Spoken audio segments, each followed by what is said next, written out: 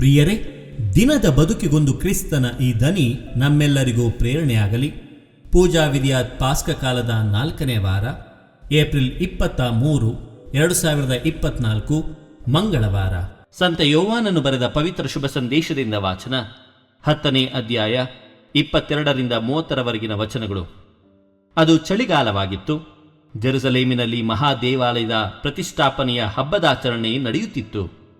ಯೇಸು ಆ ದೇವಾಲಯದ ಆವರಣದಲ್ಲಿದ್ದ ಸೊಲೊಮೋನನ ಮಂಟಪದಲ್ಲಿ ತಿರುಗಾಡುತ್ತಿದ್ದರು. ಯೆಹೂದ್ಯರು ಅವರನ್ನು ಸುತ್ತುವರಿದು, ಇನ್ನೆಷ್ಟು ಕಾಲ ನಮ್ಮನ್ನು ಸಂಶಯದಲ್ಲಿರಿಸುವೆ? ನೀನೇ ಅಭಿಷಿಕ್ತನಾದ ಲೋಕೋದ್ಧಾರಕ ಆಗಿದ್ದರೆ ನಮಗೆ ಸ್ಪಷ್ಟವಾಗಿ ಹೇಳು ಎಂದರು.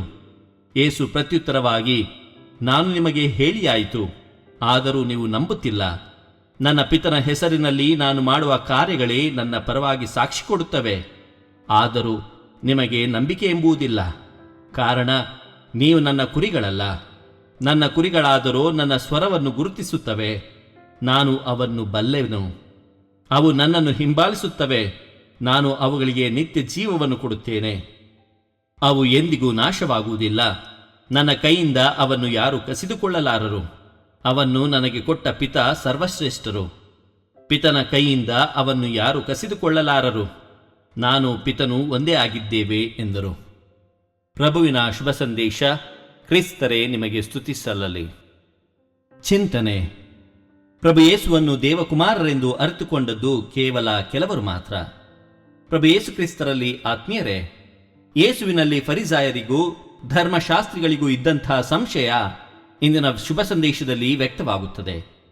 ಹಲವಾರು ವರ್ಷಗಳಿಂದ ತಮ್ಮನ್ನು ಜನರಿಗಾಗಿ ಮುಡಿಪಾಗಿಟ್ಟು ಅವರ ಎಲ್ಲ ಕಷ್ಟಗಳಲ್ಲಿ ಭಾಗಿಯಾಗಿ ಯಾವುದೇ ಮಂತ್ರವಾದಿಯೂ, ಯಾವುದೇ ಖಗೋಳ ಶಾಸ್ತ್ರಜ್ಞನೂ, ಯಾವುದೇ ವಿಜ್ಞಾನಿಯೂ ಮಾಡಲಾರದಂತಹ ಅದ್ಭುತ ಕಾರ್ಯಗಳನ್ನು ಜನರ ಎದುರಿಗೆ ಮಾಡಿ ತೋರಿಸಿದರು ಪ್ರಭು ಯೇಸು.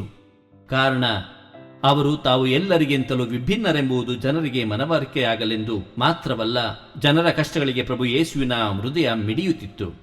ಆದರೆ ಅದೇ ಪ್ರಭು ಯೇಸುವನ್ನು ದೇವಕುಮಾರರೆಂದು ಅರಿತುಕೊಂಡದ್ದು ಕೇವಲ ಕೆಲವರು ಮಾತ್ರ. ಕೆಲವರು ಪ್ರಭು ಯೇಸು ಕ್ರಿಸ್ತರನ್ನು ತಮ್ಮಂತೆ ಕೇವಲ ಸಾಮಾನ್ಯನೆಂದೇ ಭಾವಿಸಿದರು. ಬಹುಶಃ ಪ್ರಭು ಕ್ರಿಸ್ತರು ಮಾಡುತ್ತಿದ್ದ ಈ ಕಾರ್ಯಗಳು ಅವರಿಗೆ ಜಾಹೀರಾತುಗಳಾಗಿ ಕಂಡಿರಬಹುದು.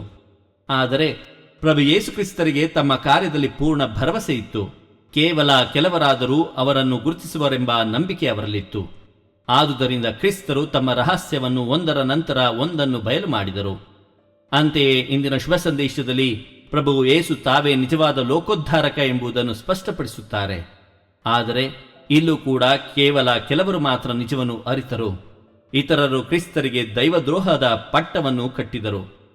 ಅವರು ತನ್ನನ್ನು ಚೆನ್ನಾಗಿ ಅರಿತುಕೊಳ್ಳಲೆಂದು ತನ್ನ ಮತ್ತು ತನ್ನ ತಂದೆ ದೇವರ ಸಂಬಂಧವನ್ನು ವಿವರಿಸಿದಾಗ ಪ್ರಭು ಯೇಸುವಿಗೆ ಸಿಕ್ಕಿದ್ದು ಮಾತ್ರ ಕಲ್ಲೇಟು. ಇದ್ದುದನ್ನು ಇದ್ದ ಹಾಗೆ ಹೇಳಿದರೆ ಎದ್ಬಂದು ಎದೆಗೆ ಒದ್ನಂತೆ ಎನ್ನುವ ಗಾದೆ ಇಲ್ಲಿ ನಿಜವಾಗಿಯೂ ಅನ್ವಯಿಸುತ್ತದೆ. ದೇವರು ನಮ್ಮೆಲ್ಲರನ್ನು ಆಶೀರ್ವದಿಸಲಿ. ಇದು ಧ್ವನಿ ಮಾಧ್ಯಮ ಮನೆಯ ಕೊಡುಗೆ. ಧ್ವನಿ ವಂದನೆಯ ಸ್ವಾಮಿ ಶಾಂತಕುಮಾರ್ ಜೆ, ಬೆಂಗಳೂರು ಮಹಾಧರ್ಮ ಕ್ಷೇತ್ರ.